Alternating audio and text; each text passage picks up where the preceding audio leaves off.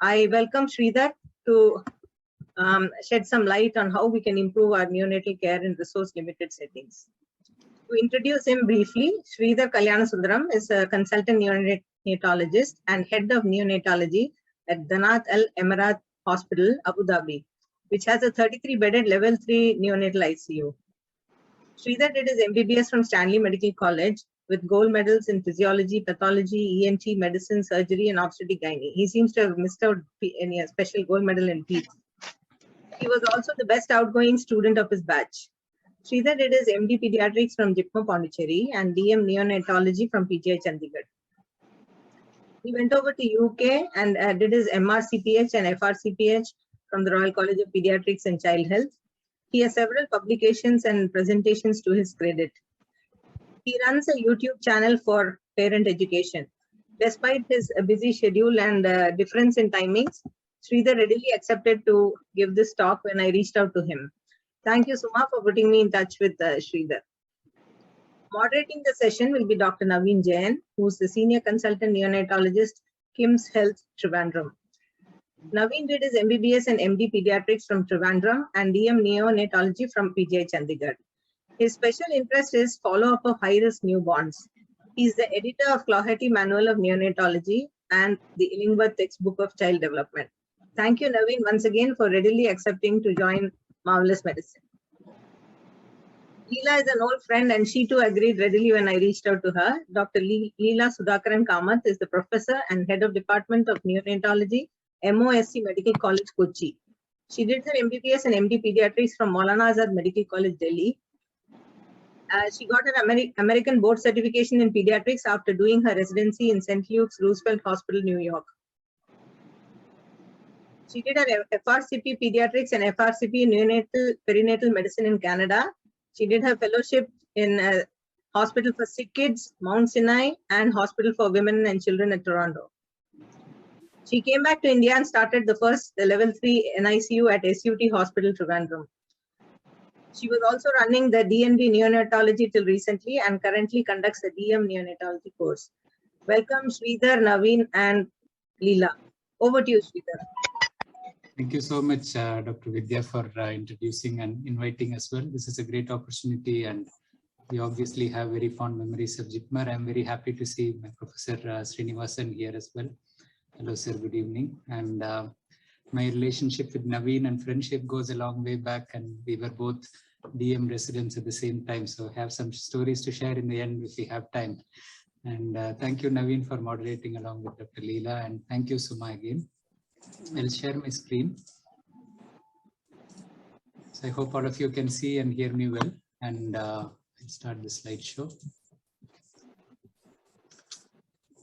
So this is just me, Naveen, and Monica, 3 neonatologists trained from PGI, and Monica did a TM in AIIMS.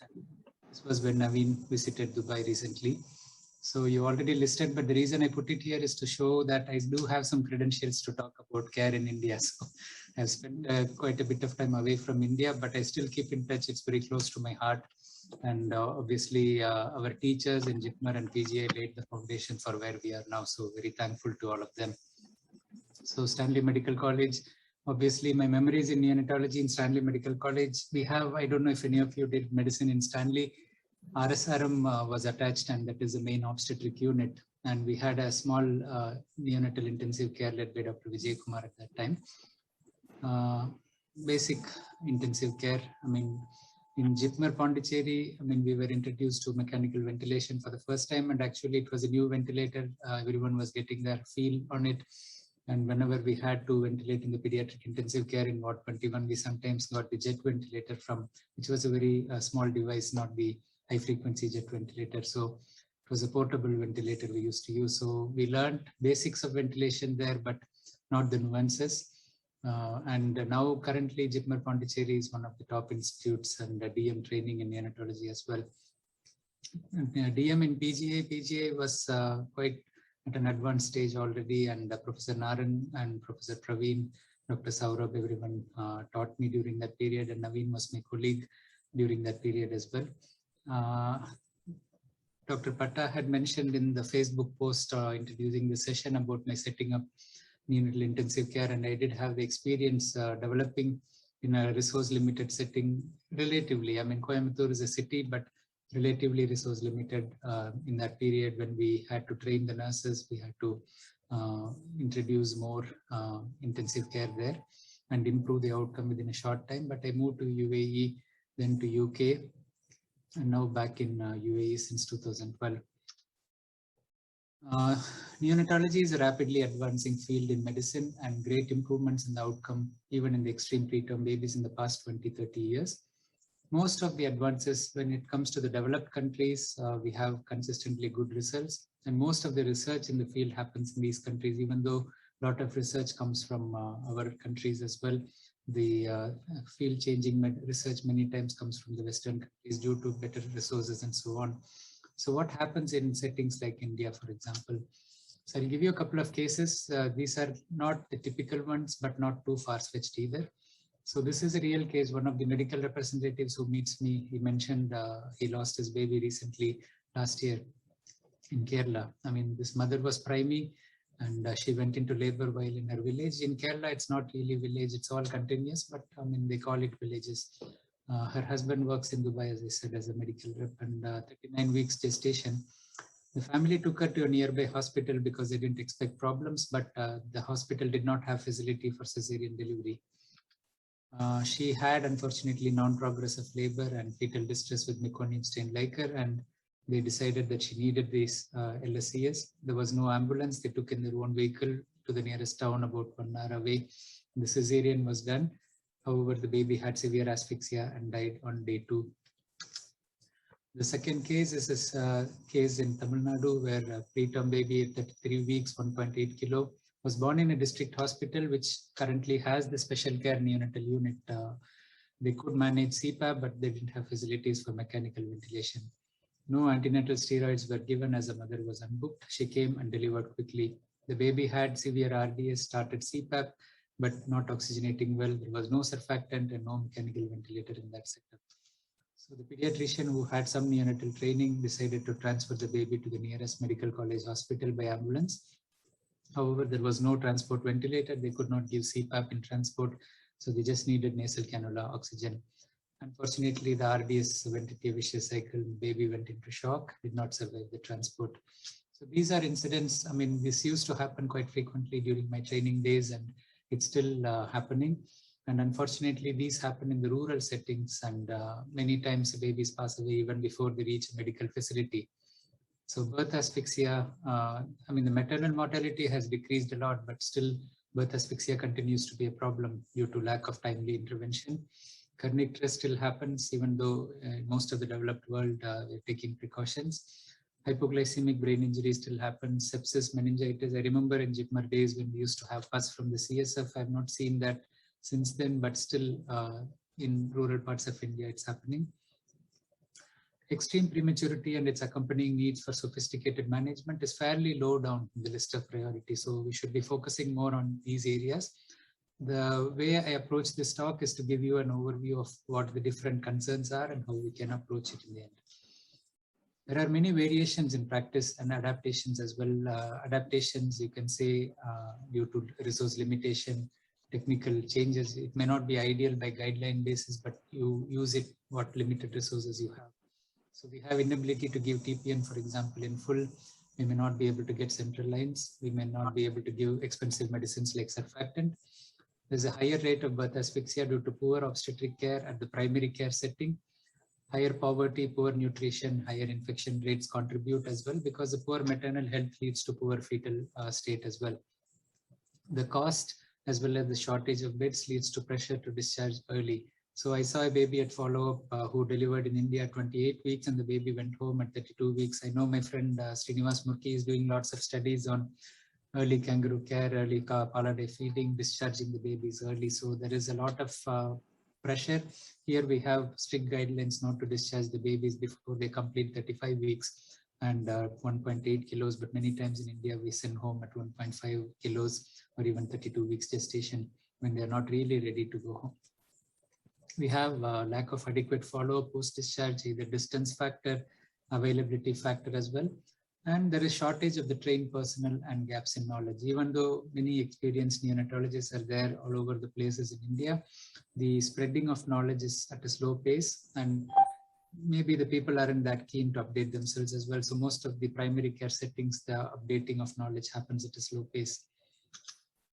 So Dr. Vidya mentioned in the start of the talk about the infant mortality. So this is when we were students, and you can see, I would focus on this part. I don't know if you can read it. So each of these numbers, they are like 4 to 14, 14 to 26, 26 to 40. So you can see how the scale changes after. This is from 2015. So the maximum range has become 42 to 96 instead of 187 to 170. So it's a uniform reduction in infant mortality all over the world, but to varying degrees. And India comes in this 20 to 40 range, as she explained. So obviously we have made great strides, and from hundreds to say 20 and 29 or so is still a big improvement. And this is the neonatal mortality rate, which follows a similar downward trend from 1990 to 2010. This is Southeast Asia, and the neonatal mortality is a main chunk of the infant mortality, so it's still 23 or so. This is the current neonatal mortality rate in India, like this is 2015 statistics report, I think. So the infant mortality is 42, and neonatal mortality 29. And early neonatal mortality 23. The most updated ones are what Dr. Vidya said, like 29 for the infant mortality. So it's still continuing to drop. This is a very interesting slide where they are showing the improvement in neonatal mortality in Europe. So you can see Europe and US neonatal mortality per 1,000 live births. This is the year. So you can see that the current state of 20 neonatal mortality, of course, Kerala has come down to low levels in the below 10s already, and for the past many years it's maintaining that. It's one of the few states, and Tamil Nadu is doing well as well in terms of outcomes. But the 20 mark in most of the states in India, it's not reached yet. And in Europe, it was reached in 1960s when the current modern day neonatology was not really developed. It's in the past 1990 onwards, you can say that we started getting the antenatal steroids, improved ventilation, surfactant came towards this period, and more improved forms of TPN, ventilation, everything came from 1990. So you can say in the past 30 years is when the maximum advances happened, but you can see the neonatal mortality rate dropped from say 7 or 8 to 4 or 5 in that period. So it's not a big reduction. The majority of the chunk of changes happened with the hygiene changes, knowledge changes, more equitable awareness of healthcare facilities. So this is the level we are at. We are about 80, 70 years behind. So this came down to below 15 per 1,000 much before the current neonatal intensive care was widely available. And if you see here, actually the term neonatology as a subspecialty was in the late 60s that it was coined. So even before the word neonatology was coined, it dropped significantly. And this is simply due to obstetric care and simpler improvements like warmth, feeding, infection prevention, and proper disease management. So dissemination of proper guidelines and knowledge.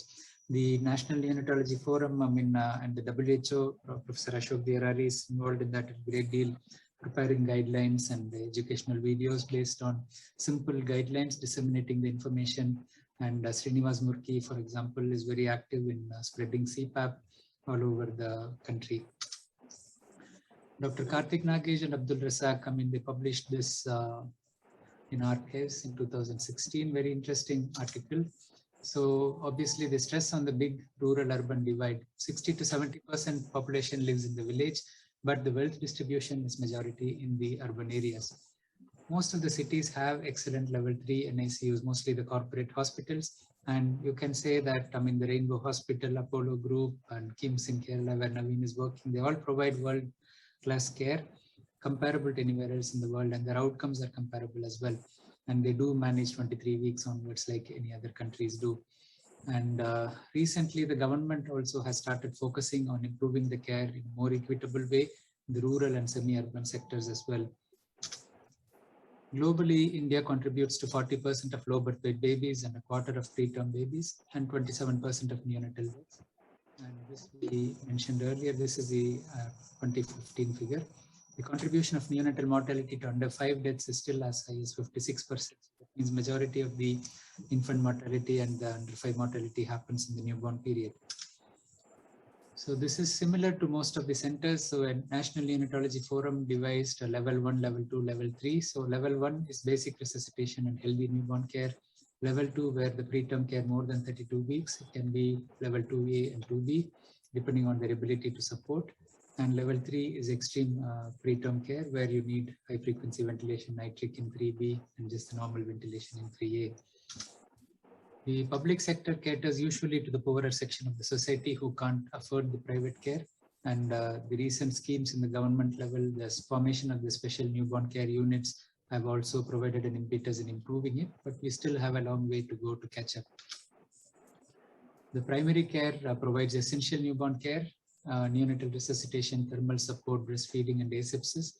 But there is a lot of improvement to be made, lot of education, lot of sharing knowledge. We need more focus on people getting the impetus to do it, service spirit, and provided through newborn care corners and newborn stabilization units. The newborn stabilization unit is a more basic level, 4-bed unit, and they just provide the supportive care mentioned here. And the special care newborn units are secondary care units. They are developed more aggressively recently at district level. So most of the district level hospitals, they are converted to 12 to 20 bed units with 4 trained doctors, 10 to 12 nurses. However, the number of these units is only about 6,000 now. So we need to expand it much more to get the required number of beds we need.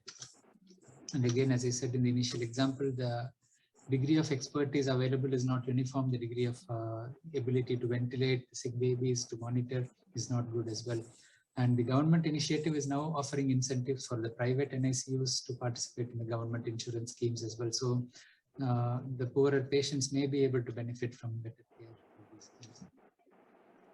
Most of the level 3 care in the public sector is in the larger district hospitals and in the medical college hospitals. It is improving, and people who have done training overseas or done DM or DNB neonatology, they are starting to teach in these institutions and improving the quality of care. And both the private sector and public sector medical colleges and the autonomous funded institutes are providing more fellowships, more nursing trainees in neonatology as well. The private sector is not very well regulated. As we know, in India, there's a lot of focus on commercial aspects, and obviously the corporate and larger private hospitals are really expensive, but they do develop better equipped NICUs which cater to the people who can afford such care or the insurance coverage covers them. As I said, there is increasing number of fellowships now, more awareness in the pediatric doctors to do more neonatal training and improve their skills. Cost is obviously one of the key limiting factors, and actually I had asked Naveen about this a few months ago, and the cost of intensive care is about 5,000 to 10,000 rupees per day, and a preterm staying for 50 to 60 days could face a really huge bill in terms of the average earning capacity in India. So the GDP in India as a population or as a country is quite good. It's on the 4th place, but if you see per capita, it's very, very low. I mean, nowhere in the picture compared to these countries. So the extent of spending on health as a proportion of the GDP in India, it's only 1 to 2%, 1.5%. However, in most of the developed countries, it's close to 8 to 10%. So the proportion spending on health is very low in India as well. There is a significant rural-urban divide, as I mentioned in the beginning. So we have almost double the mortality rate in the rural areas compared to the urban areas for the same reasons we discussed earlier. And this is all across the states in India. You can see how some states have fairly low numbers, like Kerala doing extremely well. Neonatal average mortality of close to 5, which is comparable to any Western country. The recommended NICU strength per million population is 30, so you would need roughly 30,000 level 3 beds and 100,000 level 2 neonatal beds, but the current numbers would be far below this, and you could count numbers for the sake of numbers, but the quality of care provided at a high level will be much more below that level as well. And with the government impetus, nearly 6,000 special care neonatal units have been developed, but this is still far below the target. And recruiting and retaining the trained medical and nursing manpower is a key. All of you would be familiar with the strikes happening all over India for how poorly paid the nursing staff are in many places, especially in the private hospitals. And no wonder that many of them leave the country even after getting training. Equipment is expensive. Maintaining the equipment is more expensive. So many of them buy the ventilator, but they don't buy the contract. And then when it goes faulty, then they're not able to fix it. And obviously, home deliveries still constitute 30 to 40% of all deliveries in the country. I'll just go through 3 different situations to highlight differences in practice between Western and Indian setup. For example, the approach to very preterm and extreme preterm babies, the controversy on antenatal steroid use in resource-limited settings, and the controversy on therapeutic hypothermia in resource-limited settings, which is a more recent controversy. So all of you might have come across this case in 2018 in November when there was 23 to 24 week twins, almost 500 grams. The parents, the mother came suddenly and delivered. They couldn't afford the 8 lakh or 9 lakh bill that was mentioned to them.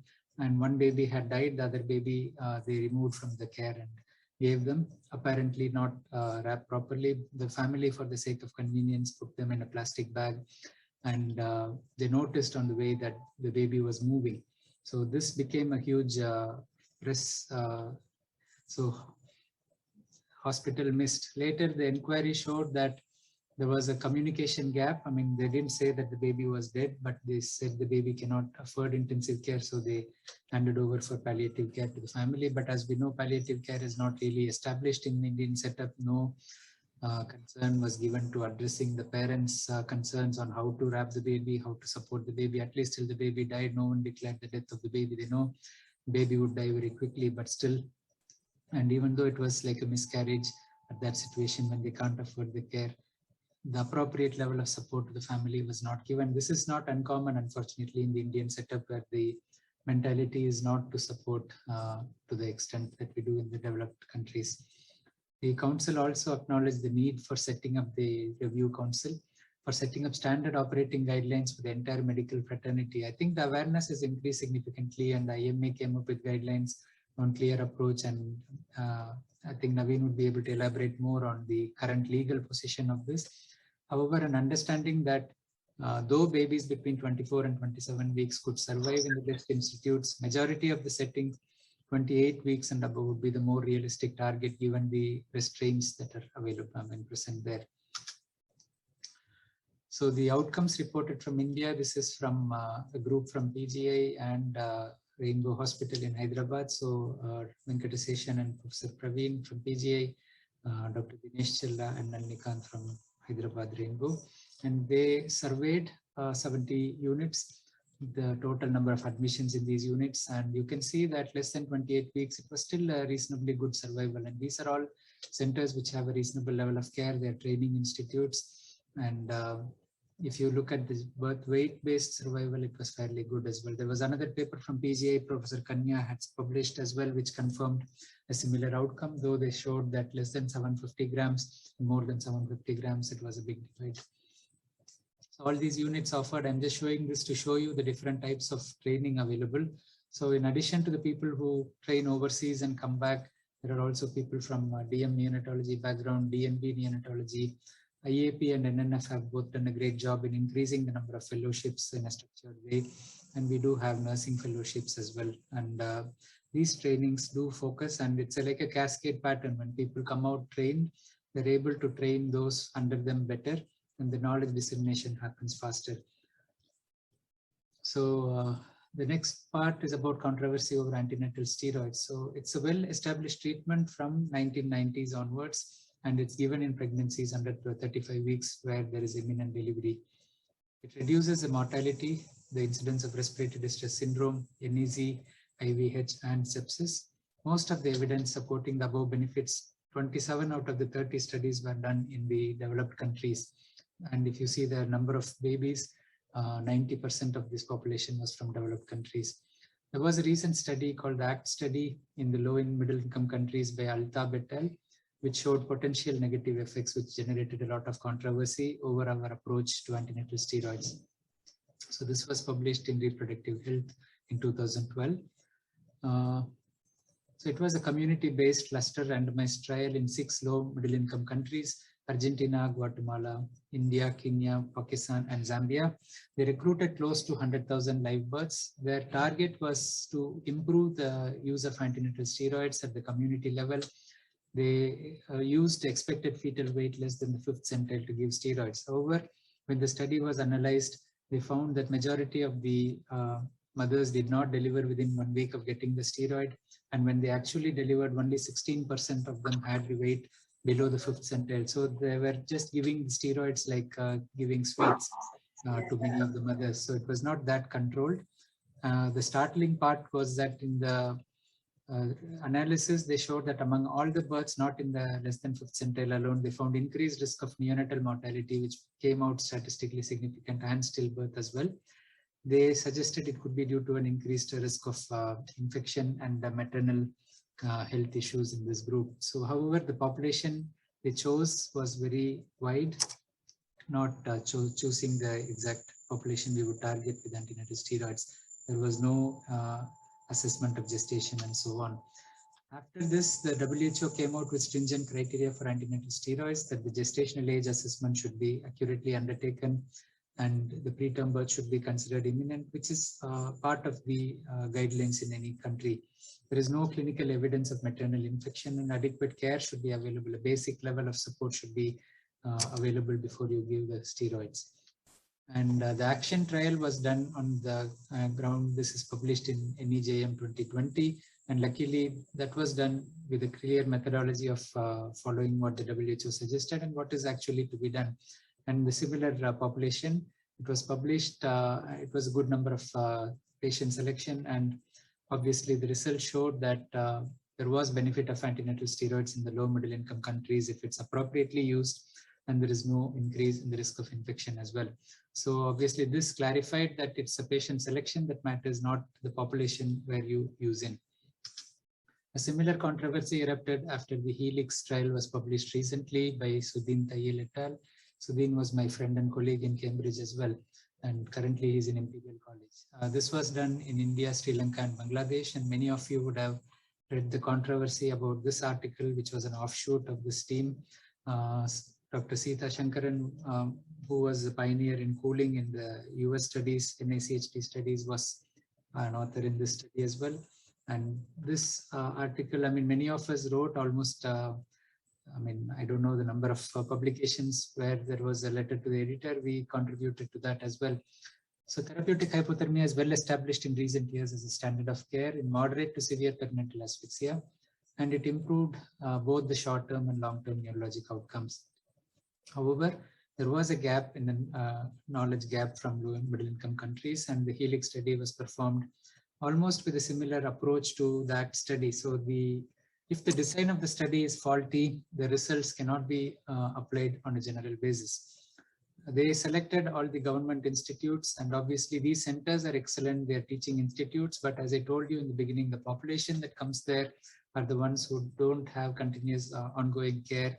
They are the lower income group where population-based issues will affect the outcome as well. And they made far-reaching statements based on their study that therapeutic hypothermia should not be offered in low-income countries, and it might amount to criminal malpractice. So it was very surprising that they made such statements based on a study which had limitations.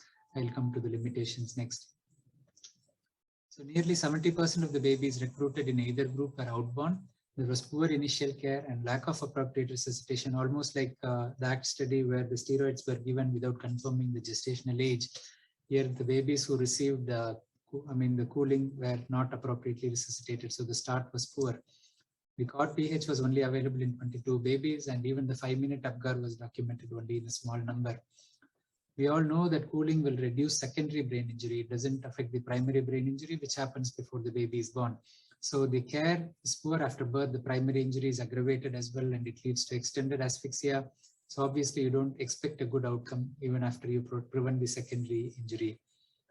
And we know that the level of care in different settings is very variable, as I already highlighted. In the corporate hospitals and in the medical college units, you often find care matching those in the developed countries. However, if the patient population coming to you is poor and you are including outborn babies, you're not controlling for the quality of care as well. So these examples illustrate the difficulty faced from interpreting the results of studies done in the Western setup in our country as the possibly flawed information. These are Western sponsored research. Luckily, the Bill Gates Foundation was the one who sponsored the ACTION study, which corrected the previous mistake of the ACT study. And hopefully they will bring up some study. They sponsored the HELIX study as well. So hopefully they'll focus on a more properly conducted study, the appropriate patient choice for the HELIX studies counterpart as well. So there is no clear remedy for this. Unfortunately, there is great variation in population demographics, affordability, and accessibility to good quality healthcare. So this will lead to huge variations in outcome. And unless the population demographics of India changes, I think we are improving as a whole. The government focus is there and we are in the right direction, but it's going to take another good 20 years for us to reach a level where there is a little more equitable distribution of healthcare. Just the last part, I mean, we have a couple of points on ethics and medico-legal aspects. So there are 4 pillars, as we know: beneficence, non-maleficence, autonomy, and justice. So the part about rationing care or universal equitable distribution comes under the justice component. These will be more individualized according to the case scenario. However, in resource limited settings, it may be limited due to poor healthcare resources, availability of healthcare in relation to population size, so you may need rationing, affordability in case of private care, and overstretching of the available resources, as we saw in the COVID pandemic. Even if you have resources, they get overstretched very quickly. Medico-legal aspects of care in resource-limited settings is very important as well. As you know, there is huge variability, and affordability, accessibility, resource limitation is not in the provider's hands. So often you may get a patient who is much sicker than would have been if they have been cared for appropriately from the very beginning. Again, because there is hugely variable settings and facilities, it's difficult to benchmark and you cannot apply the Western standards, for example, in the Indian setting. And even if you develop a guideline, I know the national councils and the NNF IAP are bringing up guidelines for different conditions. And even if they set standards, it's difficult to apply it when there is a resource limitation. So when it comes to complaint or say mortality and investigations based on that, how can you conclude in a fair way, which is fair to both the provider and the patient? So it's very, very complicated. Again, till the equity distribution is balanced, we cannot really solve the problem. So just a few slides on how we can approach such issues. I know Professor Srinivasan and other leaders have done a lot of work, focus on grassroots level breastfeeding. And even in those days, he used to comment on vaccines, which are a priority, not go for the high fetched vaccines. Of course, now it's more generally available, most of the vaccines. An estimated 15 million babies are born too early every year in the world, and 1 million children die. In low-income countries, nearly 50% of the babies below 32 weeks die due to lack of cost-effective care, warmth, breastfeeding support, hygiene related to infection and breathing difficulties. And in high-income countries, most of these babies would survive. It would be very rare to lose a baby below about 28 weeks in these setups. So the WHO came up with the Born Too Soon Action Report, and this is the distribution of the 15 million babies. So the high-income countries have 1.2 million babies, full access to healthcare. Middle-income countries, where 3.8 million preterm babies, they have neonatal units, varying levels of support. And in the low-income countries, you have 2 levels. One is the home birth and care. A proportion of them would come in the better equipped places as well. And you do have a significant number who are delivered in facilities like the SNCU, as mentioned in India, where you have some support, but not the full level of support. So most premature babies born, more than 80% of the premature babies are born between 32 and 37 weeks. They just need simple care. And 10% are born between 28 to less than 32 weeks. And in the low-income countries, majority in this group will die, but they could be saved with some additional focus, like we are doing on CPAP, the knowledge on CPAP spreading and proper use of antenatal steroids, prevention of infection, and ways to feed them like the breastfeeding, kangaroo care, and Pallada feeding. For those below 28 weeks, it's a far-fetched to save them all over the country. Only in the affording population where you have corporate hospitals or insurance covers the good centers, you may be able to save them. So we should be realistic when it comes to extreme premature babies in the cost-limited settings. In many countries, families and healthcare providers still perceive the death of any premature baby is inevitable. So in rural India, for example, they may not even consider a baby born at 28 to 32 weeks as able to survive. They will just give up on the baby and may not take them for proper care. This is a pyramid which shows you obviously the base is broad and you just need to focus on essential maternal and newborn care, prevention of asphyxia, training the birth attendants in proper resuscitation, simple measures. Unfortunately, we do have mortalities even in this group, as I mentioned in the initial parts. And in the babies between 32 to 36 weeks, you need a little bit extra care, the warmth provision, prevention of infection, supporting their feeding, maybe treatment of jaundice as well.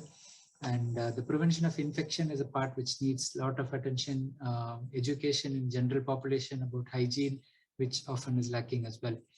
And this needs to start right from the schools, and it's the Swachh Bharat initiative and things which bring focus on not defecating, and now the COVID pandemic would hopefully improve knowledge of hand washing.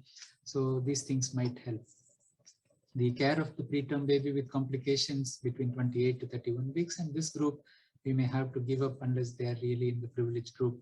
And the loss of human capital is mentioned here, and long-term effects in a resource-limited setting. The complications of saving these extreme premature babies, many of them have neurologic abnormalities and their outcome is difficult. The support that they need lifelong is not available in these settings. So again, we should focus less unless you can really afford. So it feels harsh to say that unless you afford, you don't get it, but that is a group that we can probably say that, not the others. Antenatal steroids, I clarified on the ACT study and the ACTION study, which has clarified it should be used in an appropriate way, even in the low middle income countries. And we should train them in the non-invasive ventilation. So the NNF, IAP, they are doing a great job in spreading this. And there's a lot of focus in the conferences in India on non-invasive ventilation. Using it in a low cost way. Manufacturers are producing equipment which can be cost effective. We don't need to rely on Western people, and when they are locally manufactured, the servicing becomes easier as well. I remember in PGI days when we used to do bubble CPAP, indigenous bubble CPAP we used to call it, and it worked as well. And that's the basic type of CPAP that Gregory designed. And kangaroo mother care and breastfeeding has been shown to work wonders. There are many studies coming out, 28 to 32 weeks, hand hygiene, infection prevention, early feeding, and supporting breastfeeding and kangaroo care. The mothers stay in the unit, they are the primary carers, so the cross-infection rate becomes less as well. And you can have a good outcome in these babies. Training nurses in addressing the infection prevention and feeding support, use of IV fluid, safe oxygen use. So the 32 to 39 weeks or the 28 to 32 weeks even can be saved majority of the time. And CPAP saves 95% of these babies. So surfactant inadequacy can be countered by early start of CPAP in appropriate way and use of antenatal steroids as well. So we may not still be able to afford surfactant in a wide basis. And timely detection of sepsis and early antibiotic treatment is important. Teaching and involving the families more in the routine care. The advantage is stressing on cascade effect, education in the population. Suppose this mother is in the hospital, she learns the nuances and she can cascade it down to other mothers. They can be involved in education more in the society. And low cost measures to improve outcome, clean birth kits, basic resuscitation. When I was training in Chandigarh, we used to have the system, the trained birth attendant training, and I used to go and teach them as well. So we have focus on basics, the foot soldiers who go to the houses to deliver the babies, and they need basic knowledge as well. And delayed cord clamping in a resource limited setting, it becomes very important. Not only the iron deficiency, it's also the antibodies that the babies get, which they would miss out, the stem cells that comes through the delayed cord clamping. These are crucial for helping the baby. And early skin to skin care, focus on breastfeeding, the WHO code of ethics on BFHI, and not to promote formula. If they do need formula, give it in a hygienic way. So the focus on education, not ignoring that group who need formula, but focusing on improving the knowledge base. Cord infection is still a problem. We don't see that many neonatal tetanus, hopefully. I remember going to the isolation ward in JIPMER and managing the neonatal tetanus cases, sudden spasms and very sad pictures. So we shouldn't see them anymore. And Aquaphor or similar emollient. One of the main heartening factors that I heard from my colleagues in India is that we hardly see the old Kwashiorkor marasmus. When Suma was my senior resident and we were rounding together in what 21, the last cubicle was only for Kwashiorkor marasmus patients. So we don't see them anymore in the typical way. That's great news as well. So this is where we should go for. I mean, focus on simple care that can be delivered by the mother, safe practices, educate them, hand hygiene, clean feeding. So focus on what we can do, education, help in the resource limited settings as well. To conclude, resource limitation and healthcare inequality will not be removed anytime soon. There is a great need for political will. Everyone should commit their bit to educate and spread knowledge. Prioritize care according to the expected outcome. So rationing of care, focusing on high effectiveness measures that can be achieved easily, even though it's unfortunate for the small group of extremely tiny babies. That's the best that can be achieved. And actually by saving the resources used, you can focus on saving the 32 weekers or the 29, 30 weekers even. And in the private setup, of course, where the parents can afford, approach can be similar to the Western setup. So the outcome of the Helix study or the so-called no cooling in the low middle income countries is not appropriate. You have to individualize your recommendation to the setup, and you have to recognize that in a low middle income country, the options available are wide. In the public sector, unfortunately, we need to accept the limitations, but we need to fight to keep improving. And the leaderships of these hospitals should recognize that the focus should be on cost-effective interventions to save more babies, and then get to the sophisticated level and go for the expensive interventions as well. So Dr. Vidya mentioned about my YouTube channel. It's not only for parent education. There are many playlists for pediatricians, neonatologists as well. The aim is to share knowledge and to avoid unnecessary mistakes in healthcare. I request you to go through that as well. So I'm sure we'll have a great session for discussion. I'll stop sharing the screen now. Thank you, Sridhar. Over to you, Naveen and Leela. Leela ma'am, up to you. Second see, I came back from abroad about 25 years ago after having worked for 6 years in North America. At that time, when I came, everybody looked at me in disdain and were very skeptical about what I was doing. It was very difficult. Naveen, you were just a bacha then. It's difficult, but what we learned, we tried to apply. And as you obviously know, those days, public sector and government institutes had nothing. It was always you send a tender and you get whatever is available. I remember talking to BMC Nair sir at that time. He was very frustrated. Things have improved. There is a lot of goodwill in the government sector.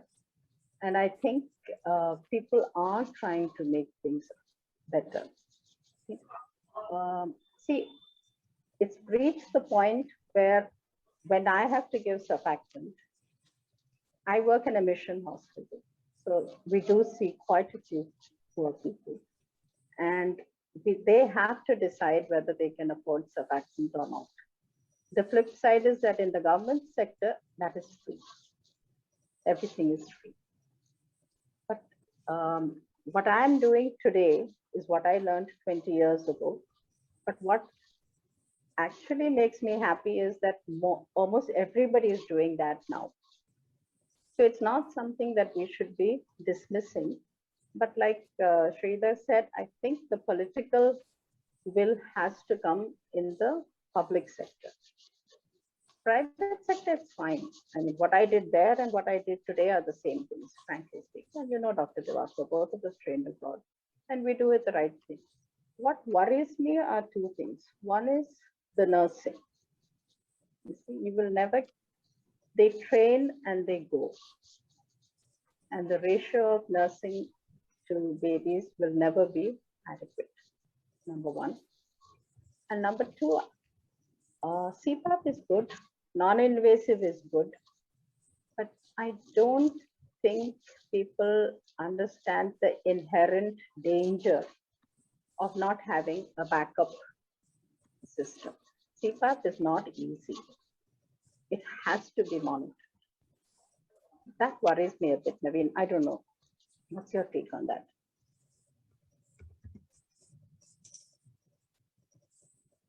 Firstly, I enjoyed listening to Sridhar because we have had, myself and Sridhar, many medical and non-medical discussions for hours together this way.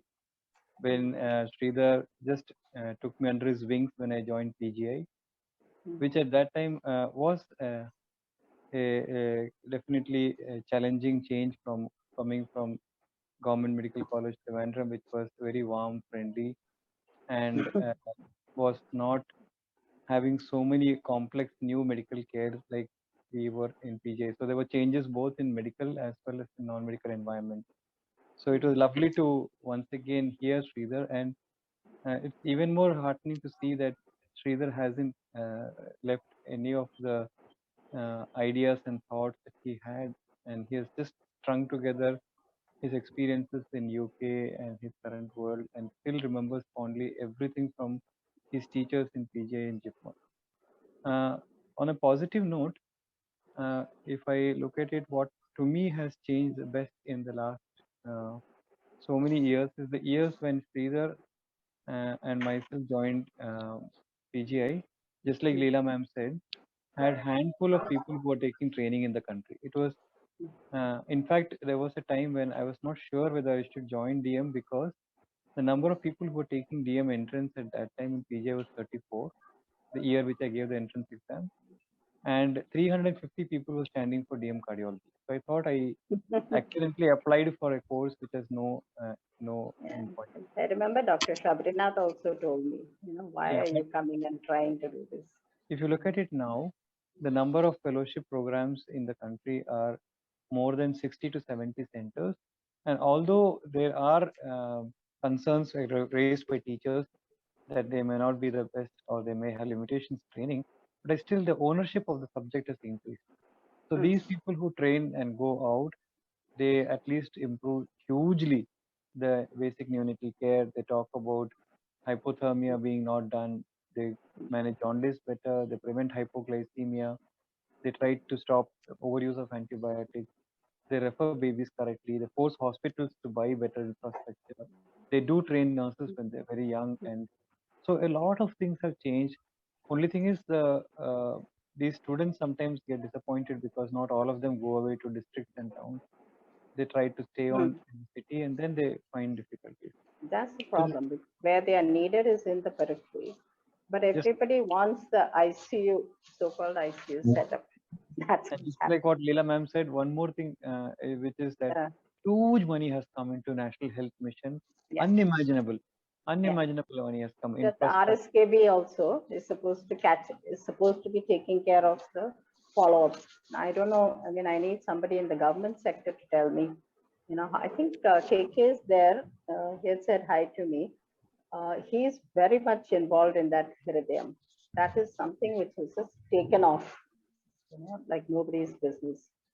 Is KK there? Yeah, I'm there, Leela. Yeah.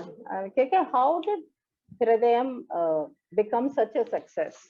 Or, I mean, for you guys, it became unmanageable because so much. Yeah, so it's success, right place, right time, right people. I think that's what, it was the fortuitous alignment of some key elements that just happened together.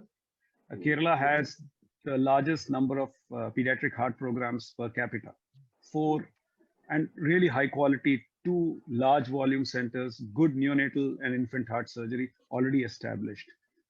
Very willing government that was really keen on improving the healthcare. Extraordinarily committed minister in Shailaja Teacher.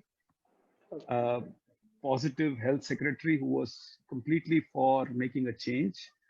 A very willing committed person in Srihari who drove that program. And then, of course, there was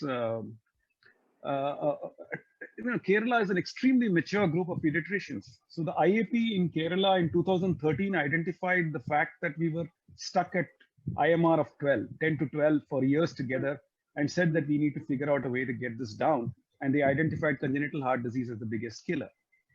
And so Hridayam was brought in primarily because all this happened together, and we jumped in the private sector. Usually the private sector is very afraid to do this kind of stuff, but for some reason, some of us were very keen on doing it, even if it meant to be, commercially not perceived as viable or something like that.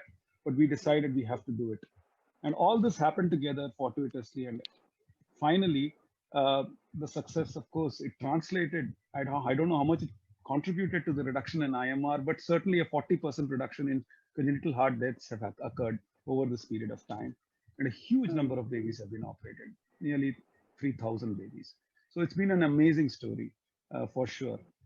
And I think I see so many parallels between what was discussed in today's talk versus what can be done for pediatric heart care nationally, because I think that's the next frontier. Enlightening. Yeah. I see Professor Bhatt and Professor Srinivasan here, my teachers, my gurus. So do they have anything to comment? I mean, I know I to mention during the talk that I learned a lot on basics from you, and that's a basic. And I mean, the stress on physiology, Professor Bhatt was very keen on physiology as well, basics, repeatedly drilling into you. So those things change your approach to medicine as a whole. Can I invite them to comment, please, if it's okay? Naveen and Dr. Srinivasan? Good evening, sir. You're muted. You're muted, sir. Yeah, Dr. Vishnu Bhatt is there, and Yes. he has done his thesis with Dr. Vishnu Bhatt. I think Vishnu Bhatt should be the person to give his comments, and he is there.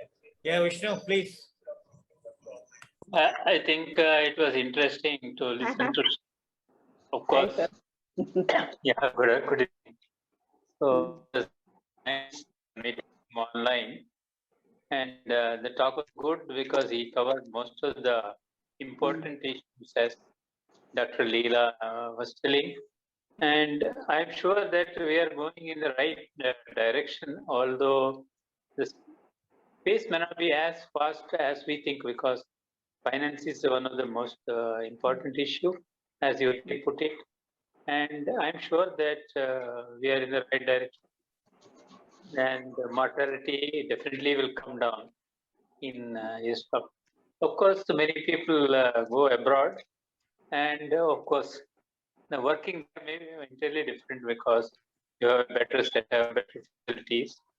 And Sridhar was a very good student. He did the thesis. That was published in the journal. That is the early studies. Of course, we were focusing mostly on important issues related to newborn care, like neonatal sepsis, perinatal asphyxia, over weight management. These are our main focus. So all PGs who come to me, I used to give this type of topic, and most of our studies are based on that. And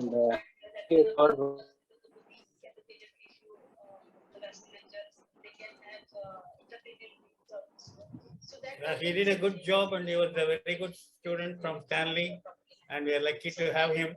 And he was third in the All India rank in getting MD. I'm correct, Sridhar? I'm remembering well. And not only he did pediatrics, not only he did pediatrics sincerely, but also he chose his partner in a very subtle way that we came to know very late. So both of them are made for each other. So I've been watching his progress and his contributions to education with his videos, etc. All the best. I enjoyed your talk. Thank you so much. Sridhar, you wanted to call on Professor Vijay Kumar, right? Is he still there? Vijay Kumar is there.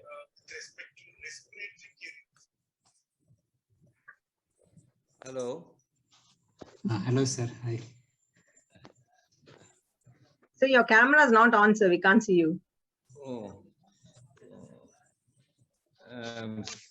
I'm sorry, I'm not able to. Never mind, sir. Thank you. It's a real pleasant surprise that Dr. Sridhar is able to recognize me. And I really enjoyed his lecture, and very useful lecture. And certainly very happy in front of the great professor like Professor Srinivasan and all to hear him. Are you able to hear me, madam? Yes, sir. Loud and clear. Yeah. It was a really it's a great lecture. And since I am, even after retirement, I am with the National Health Mission. What are the things he suggested? So you Hiya. got muted, sir. Maybe. So you got muted, sir. Yes, sir. Please. Yes, sir. Actually, most of his suggestions, which we are actually putting into action for the last decade in Tamil Nadu, I got retired as a professor from 2010 with a very efficient team from the National Health Mission and my colleagues. We are able to do something. I think I request Dr. Sridhar to visit again our institute, including IOG, Sector of Excellence, and the RSRM Hospital, where he was trained in basic neonatal resuscitation. Really is a great moment for me to research his lecture, and thank you. And I fully appreciate Dr. Naveen's crisp analysis of what is reality which is happening. And we are worried about the numbers also, but particular mother, her baby is important. That may be the our motto behind. I mean, trying to salvage the babies. Thank you. Professor Mahadevan is also here. Yes. Dr. Mahadevan, a few words from you.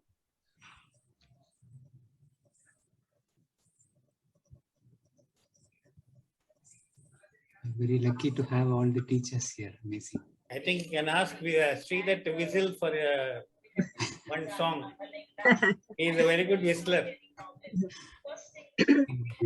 Hello, it's nice to hear Sridhar. And first is, let me congratulate Sridhar. Your daughter is making it to Oxford. That's something very good.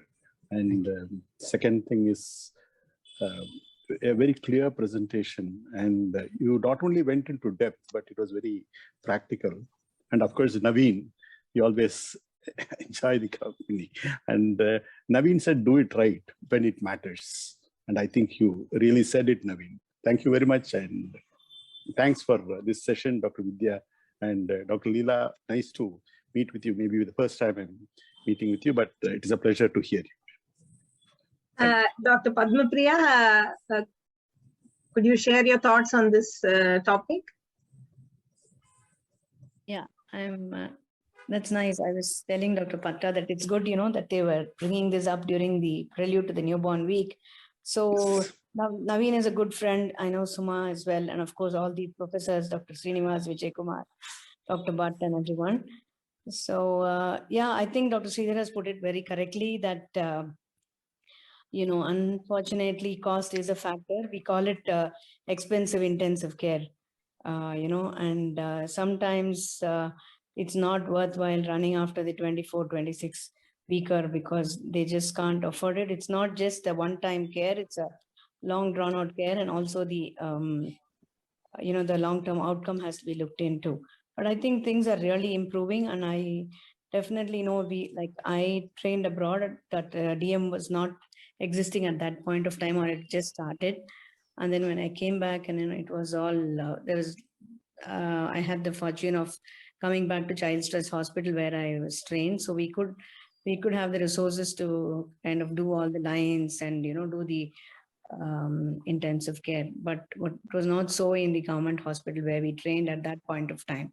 But right now, it's like Dr. Vijay Kumar said, there's a huge change in the SNCUs all over the country, particularly Tamil Nadu. The health in the rural setup and all has improved a lot in the neonatal care and everything. But yes, still a lot needs to be done. And yes, I do agree with Dr. Sridhar that yes, finance is a cost, is a factor. And even the private sector needs to be more organized. And I wish the insurance comes in. I just heard that one company, I don't know if it's a Star Health or something, is also doing the insurance for the newborns, because newborn health insurance is something which is not in vogue right now. Unless they are the corporate, only the corporate insurance covers them sometimes.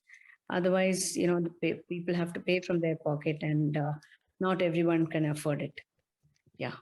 Thanks for the opportunity, and very good talks, Sridhar. Thank you. We have Sanjay Arora, another neonatologist from US. Sanjay, your comments, please. Oh, hi there. Sorry. I just joined. Dr. Mahadevan, I just ran into your granddaughter, who was an undergrad student with my daughter at Johns Hopkins. Okay. And congratulations. She's a medical student in Florida. She's she and my daughter did Bharatnatyam together. So Thank you. Yeah, no, it's heartwarming to see all the progress being made in neonatology. You know, it's really good, and just wanted to express my gratitude to Dr. Mahadevan, Dr. Srinivasan, and Dr. Bhatt, who are my teachers. So, and keep doing all the good work you're doing there. And you know, if you need any support, I'm in Boston, US, so be happy to help. Yeah. Thank you. It was very nice. Thank you. Thank you, Sanjay. I got to run. I'm doing patient care right now, so take care. Bye-bye. Bye. Bye, Sanjay. We can hear for one of the younger people. Andrea, are you there? Andrea Josephine is there. Andrea, would you like to say something? Good evening, ma'am. I'm working in Chennai Corporation in Padi Ambattur Hospital as a pediatrician here, ma'am. And as is a secondary care center, we have around 100 to 120 deliveries per month. And our primary referral center is Institute of Child Health in Chennai. And I'm the sole pediatrician here. So the newborn staff, we have 4 newborn staff under us. And so the ones who we train, like we work together, and when I go only in the mornings, like in the nights, there is one of the newborn staff and the duty medical officer on duty. So we kind of manage the newborn in our hospital. So we manage only like we don't keep very sick babies there because we don't have a night pediatrician to monitor them. So that is our setup. It was very nice to hear from seniors and to meet our respected teachers, Dr. Srinivasan, Dr. Mahadevan, and Dr. Bhatt. Thank you, ma'am, for organizing this. Thank you. Ravi is there. Ravi Shankar is from our college. Would you Are like you talking about me? Okay. Yes. There's so many yeah.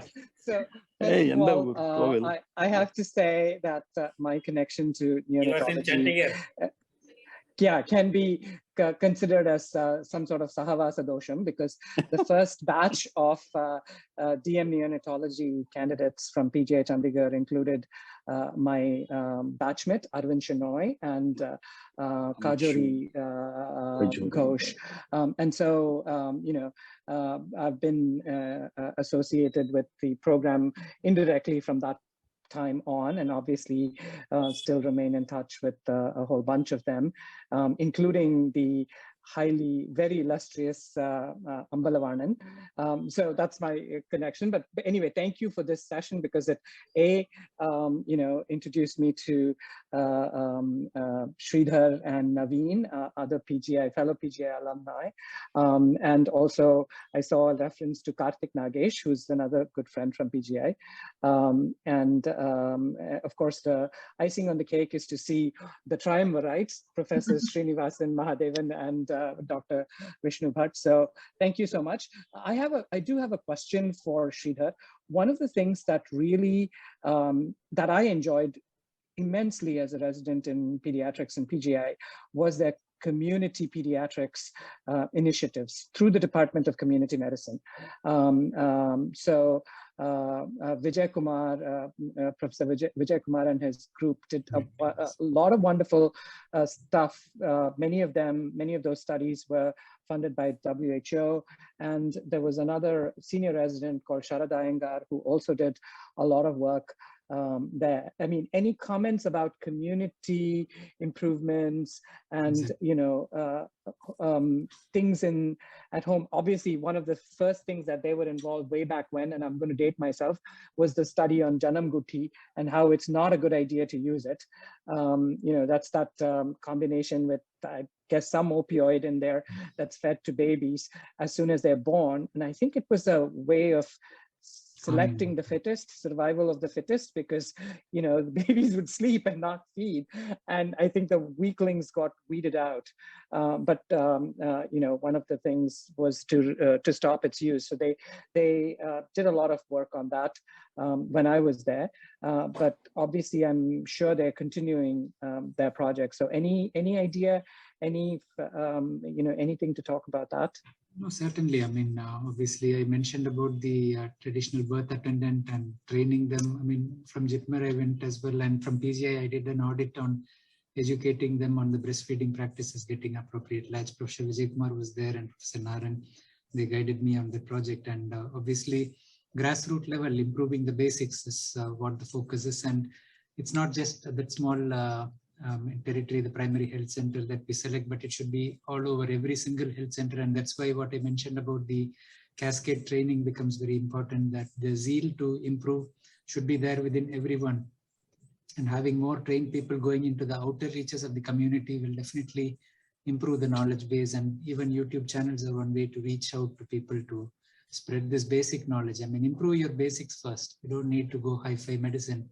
Do what you do correctly at the right time. And I again repeat what Naveen said and Professor Mahadevan stressed. So timing is important. Know the basics. So because knowing the physiology, knowing the basics is enough to improve most of the basic problems that we face. Thank you for the contribution. No, I wanted to say that, you know, you guys probably never had the most horrible thing to deal with, a tetanus ward. You know, I'm sure it's something.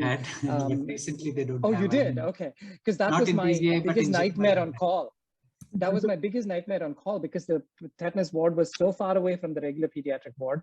And whenever there was an emergency, by the time you got there, you know, I used to dream of having skates and stuff like that to get there much faster than I could. But it was one of the most horrible things. And if it is still a problem, then it is a bigger problem. This is like 20 years ago, not now, when I was training in JIPMER. So we had the isolation ward, as you said, behind the, I think the whole structure has changed. Yeah, behind casualty in JIPMER, but in PGI it was even further away. So we had to literally walk, you know, half a mile to get there. So it was a pain and not very nice. Can I add one? Dr. Ramchandran? PRC. Thank you. Dr. Sridhar, your talk was excellent, and inputs from all the stalwarts in my teacher, Professor Srinivasan, and my seniors, Dr. Vishnu Bhatt and Mahadevan, were quite illuminating. I would like to mention at this juncture, in Tamil Nadu, we really owe it to many of the neonatologists and pediatricians who took it to the community, like Professor Jayam and Professor Chandra from Stanley Medical College. And also, after that, Professor Jayam's close associate, Professor Kumuda, who is still continuing to educate and train and bring to focus the importance of extending the information, whatever is there, to the community, to all the budding pediatrician as well as the neonatologists. So this is a very important thing, and this is also caught the attention of the government of Tamil Nadu, and they were all associated with many of the programs of the extension of the services. And the SMCUs in Tamil Nadu, we owe it to the people like Professor Vijay Kumar, Dr. Srinivasan of NRHM, plus also many NGOs. Please remember that their participation also has been wonderful. Like Dr. Sai, probably many of you might know of her. Okay, so ACOM group. They recruited many of these nurses and trained them, which really helped in equipping the district level hospitals to a great level.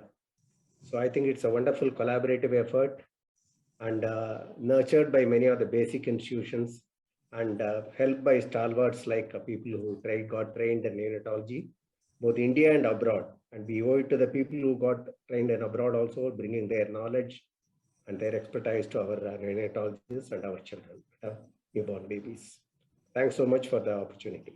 Thank you. As mentioned by Dr. PRC, Dr. NRHM Srinivasan, who is now in the ICH, he has done so much by getting all the funds for establishing in all district hospitals excellent maternal neonatal care. And he is instrumental in that. I'm happy that Ramachandran mentioned his contribution. Thank you so much. Pata, you were trying to say something?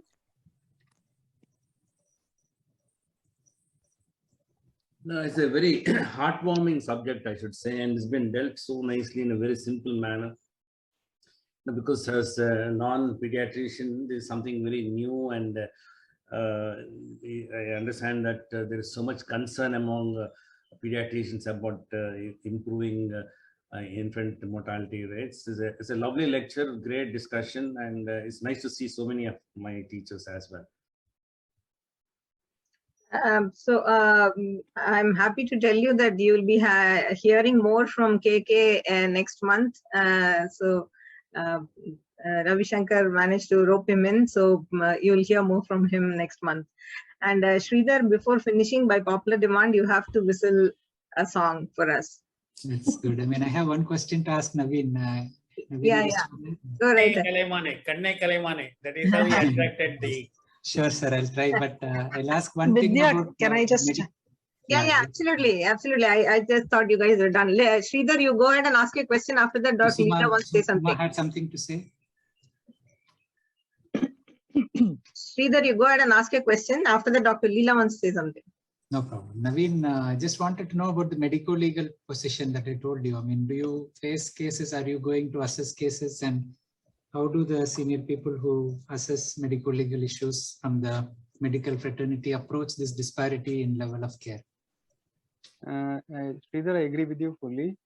There is lack of understanding by we as doctors on what we can access, even if there is something written down. After the last incident happened and we had to do the editing of the chapters for Guwahati, I tried getting to the most medical legal experts as to what to write as a position in India. But there is no statement on even simpler things like if you transport a baby and he dies on the way, who does he belong to? If a preterm baby is 28 weeks in a resource limited setting, is it the same as in whereas countries like Indonesia, Thailand have written down clear guidelines for the country. So there is a lot to be done, because even though statements have come from IMA, NNF, IAP, they need to be endorsed by the legal systems. So we are living on a thin line many times and trying to live in good faith, good communication, good documentation. But at the end of the day, whether it is supported by the law, the current aspects on end-of-life care which have been endorsed by the court, again, we do not know even how to approach the High Court if we have to. It's such a tedious process, at least as we see it, that getting a legal shape into end-of-life care, all these things are still very challenging. Naveen, I think we follow the Shanbag case scenario where we are not allowed to withdraw. So it's really a question of not allowing re-intubation, but we are not allowed to withdraw even now medical legally. That's where it's become a subtle difference. Previously, we did have a say. After that court order, it's become very great. When we were in Chandigarh, we used to withdraw the grade 4 IVH many times. But so it's now by law, no, by law you can't. You have to get a court order. So what happens quite often is that, if the baby otherwise becomes not requiring respiratory care and we're able to extubate, then the parents will write that they don't want re-intubation. You see, they can always say they don't want ventilation, but nobody is allowed to take off. That is where the medical legal stand is right now. Thank you. If anybody else has any questions or comments, please unmute yourself. And Suma wanted to say something, but she jutted in. Yeah, a couple of things actually. Sridhar, that was a lovely talk. We can't see you, Suma. You want to see me? Okay. Okay. Right. Sridhar, that was a lovely talk. He's remaining hidden though. He's remaining hidden. Go ahead. So, yeah, it is nice to see, so many people I know, including my teachers and Yes, I think neonatology has come a long way from the time when I was a PG resident and I was Sridhar's senior resident. However, I work in a field which I think today in India is like how neonatology was in the 90s. And for me, listening to the entire discussion was actually more about, it was instructive because it gives me some ideas on to how to improve my field and get it better recognized and improve the conditions there. So it was very interesting from that front. Dr. Suma, what is your field? I do pediatric rheumatology. Oh. Already doing a very good job. President of the Rheumatology Society. What is it? I can tell very confidently she's already doing a very good job. In BMJ, she had a publication. Nice. Thank you, sir. The thing is, it's more about, getting the awareness so that we get things picked up, because that's what's happened in neonatology. Like above 28 weeks is a good story in many places now. Actually, I was going to say not 32, 28 is where we, start hoping. Yeah, not 32. 32 is a long time ago. Yeah. No, I meant above 28 is a good story now in most places. In the top, even I agree. I want to actually bring that up. That in fact, I think 28 has become a good benchmark now. And that's such a great thing. That's such a great thing, actually. When I look back to 30 years ago, it's 30 years ago that I joined my MD. So one of Vishnu Bhatt's PG, 450 grams child, preterm, is doing very well now. I think the child must be now 2 years old or 2.5 years old. So, wonderful. Wonderful. Yeah, because people thank you. People are having only 1 or 2 children nowadays, by and large, especially in the South. So they are willing to do whatever they can. It is for us to try and provide whatever we can by whatever means. And we spend a lot of time trying to see what resources are available, because if you go looking, there are things available. We mustn't just give up. It's not correct. That is my approach and what I've learned. Yeah. It's a mixed bag with IVFs. Right. And it's wonderful to actually be interacting with everyone, including my teachers, actually, Dr. Srinivasan, Dr. Bhatt, Dr. Mahadevan.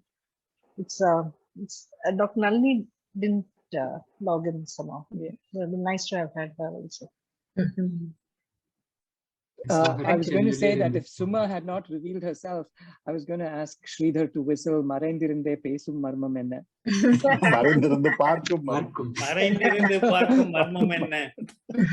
Parkum illa, idu Pesum. Pesum Padam. Correct. So Sridhar, everyone's waiting. Thank you everybody for joining. Thank you Sridhar, Naveen and Leela for being part of the session, and thank you Dr. Srinivasan, Dr. Mahadevan and Dr. Vishnu Bhatt for joining in. Thank you everyone. Our pleasure. Those in Chennai, please take care and stay safe, and I mean coastal Tamil Nadu, and rest of you, we'll meet again next Thursday on another episode of Marvelous Medicine. Good night and take care.